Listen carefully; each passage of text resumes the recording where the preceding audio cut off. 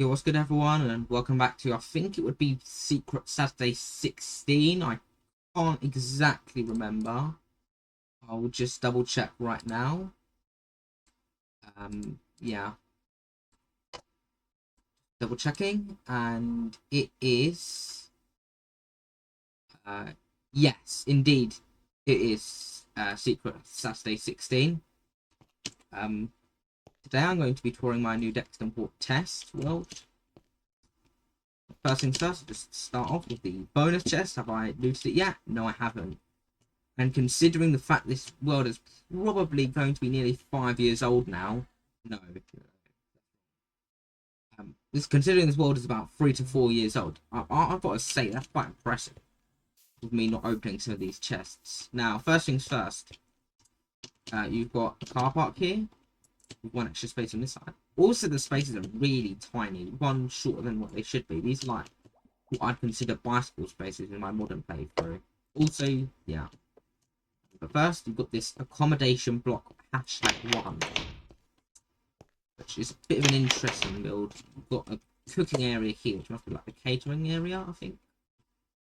You also have like the back access as well, which I've actually considered this time. You've also got like a sort of elevator of sorts for the food. Indeed, I've actually made that functioning as well. If you head up here, you do have the dining area made of the exact same material as the walls, floors, and ceilings, because that surely is a nice thing.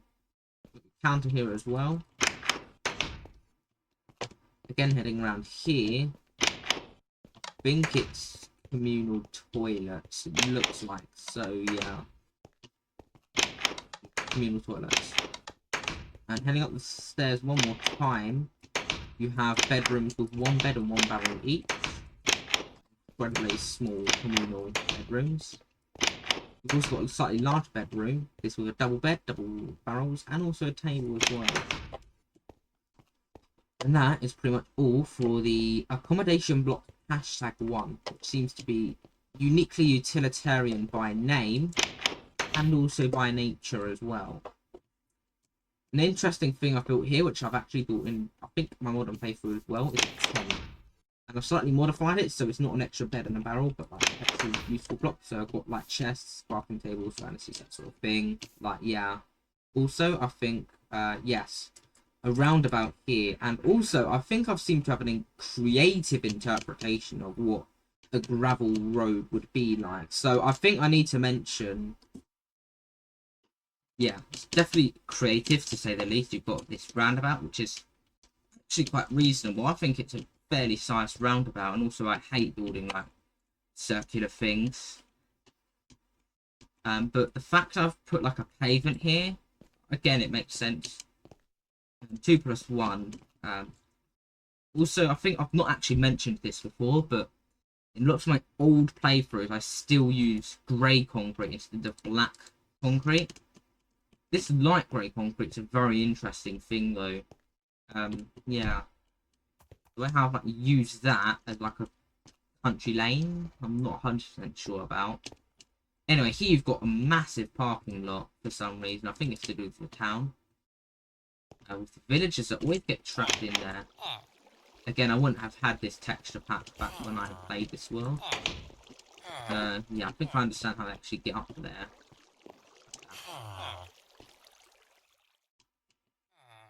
I do see though, I think this is probably a later save file than Project World that I've looked around, mainly because of this roof thing.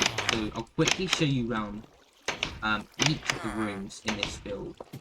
Up here, just got this and that. Also upstairs, I'm not sure if it's like a particularly old build. No, it's nothing much. Yeah, so it's a pretty classical build. I think, as a matter of fact, I've used this same design for 3 years, from about 2021 all the way up until I started my new series, so I think that's September 2024. Yeah, between then and then, I used this design of house absolutely everywhere. I've since changed to a more dynamic build style, as that just makes things a bit more interesting, but I can also clone it, which I rarely do, unfortunately. But at least I know the save files are still on the same Project 3.0 world. Now, as you can see here, I've got like signs to say downtown highway, that sort of thing. The main road wraps round like a U shape, sort of, like a U or an N or like a C, that sort of thing, yeah. So in the centre, you've got a few small stands. You've got like ham slices, spicy chicken wings, this one, fresh apple juice, and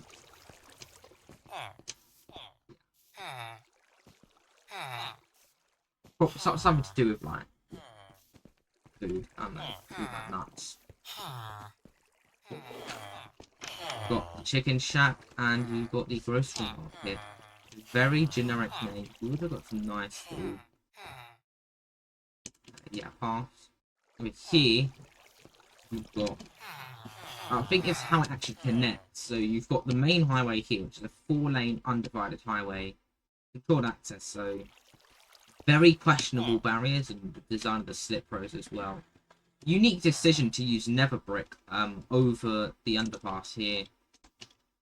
Again, another thing I'm not too fond of is having slip road wider than the main road, actually twice as wide. And then, as you see here, when it wraps round, it turns into a 4-lane road, wider than 2-lane road above. Although, to be fair, you do have 2 to the left, 2 to the right. Same thing here. The real question, well, the real thing I have to say is, I have not made any meaningful distinction between the 4-lane highway and the 4-lane access road. And as a matter of fact, this is pretty much another 4-lane highway. Simply because I've got like no lights, no roundabouts, and there's only 2 accesses along it.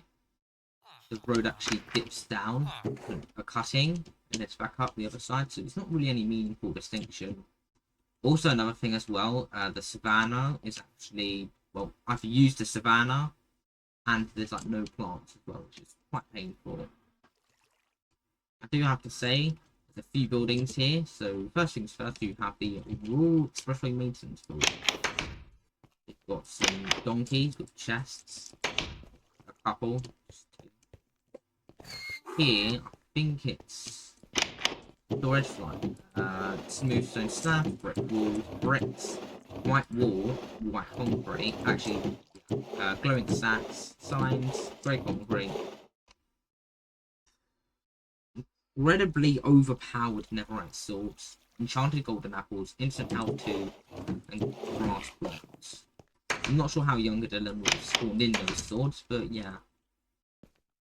Anyway, as you can see here, you've got like this map of the highway, which is just heads off the map. But other than that, it's fairly accurate. You've got all these nice armchairs with computers and stuff. I think it's 1 mouse, 1 keyboard, and 2 small monitors, except for this guy right here who's got like 4. Now, if we get back out of the maintenance building, I have the inland water treatment plant. It's basically just this stream flowing through here. Cactus.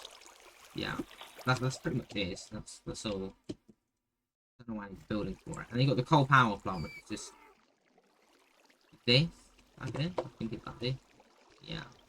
At least I've actually designed it with a meaningful purpose, like the way how it produces stuff. Although I missed out on such an amazing opportunity to connect it to the wastewater system. And there is that wastewater system that I've just discussed. So you've got all these houses with their own like pipes, and this heads all the way down here, through here, underneath, around like that, and it just heads in. And, yeah, destroy the factory. Then this after this 4-lane highway, it turns into 4-lane divided with hard shoulders. Definitely some unique terraforming going on. I do kind of like it, but it's only on this side. The other side I just completely not cared for whatsoever. But again, I don't actually mind it like that. It's not too bad.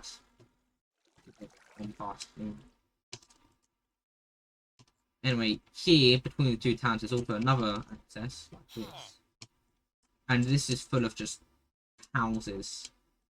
Yeah, houses. And I do like this, look, because I've built this like half instead of a road for all the villagers. Like, around here communicating with God. And I'm surprised these actually turned into 2-lane stuff down here, but anyway. These roads have hard shoulders as well. And around this facility area, we've got this massive bush with wild 1 lane coming off, which these 2 1-lane like roads actually turn into 2 lanes, which is quite cool. Yeah, same thing this side, except this goes on for a little bit longer. And then you've got the HGV parking on one side, and you have the car parking on another side. Also, it's a smaller 4-lane road thing through here. You have, I'm just going to show you the bridge first. It's basically this, you head up. I think this is incredibly over-engineered, but I do kind of like it at the same time. Do wish some builds had like this sort of charm, but yeah. You've got some phone boxes. You have toilets. I think these are the girls' toilets, and then you have the guys' toilet this side. Yeah. And then you've got the accessible toilet here. Simple shacks. Now here you've got this access road. So this is an access road on like a country lane, which heads over the highway as well. And then down here you've got like the security gate thing, which is like can't get through that. That controls like that lever controls this gate, so you can actually head through in and out. Got this country lane, small twisters, and turns its way through back to the other village. And then after that, it's just this, which just gave up. Also, it's like no structure as well. We'll mention that. And with that, it comes the end of the episode, which is surprisingly long, longer than I thought. I'd just like to say thank you so much for watching. If you enjoyed, please like, subscribe, share, comment, all the good stuff. And I shall see you in the next video, so take care. Bye for now.